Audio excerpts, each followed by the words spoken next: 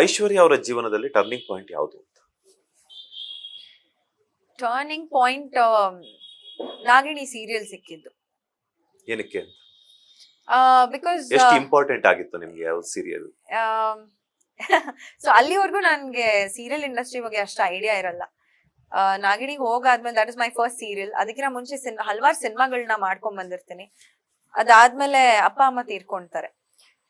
ಅದಾದ್ಮೇಲೆ ನಾನು ಡಿಪ್ರೆಷನ್ಗೆ ಹೋಗ್ತೀನಿ. ಸೊ ಒಂದು ಮೂವಿ ಶೂಟಿಂಗ್ ಇರುತ್ತೆ ಡಿಸೆಂಬರ್ ಅಲ್ಲಿ. ಮೂವಿ ಶೂಟಿಂಗ್ ಮುಗಿಸ್ಕೊಂಡ್ ಬಂದು ಜಾನ್ವರಿ ಟೈಮಲ್ಲಿ ನಾನು ಏನು ಮಾಡಿರಲ್ಲ, ಮನೇಲೆ ಕೂತಿರ್ತೀನಿ. ನಾನು ತುಂಬಾ ಡಿಪ್ರೆಸ್ ಆಗೋಗಿರ್ತೀನಿ. ಏನ್ ಗುರು ಲೈಫು, ಹೋಯ್ತಲ್ಲ ಲೈಫು, ಇನ್ನೇನು ಮುಂದೆ ಯಾರಿಗೋಸ್ಕರ ಜೀವನ ಮಾಡ್ಲಿ ಅನ್ನೋದೊಂದು ಕ್ವೆಶ್ಚನ್ ಮಾರ್ಕ್ ಇರುತ್ತೆ.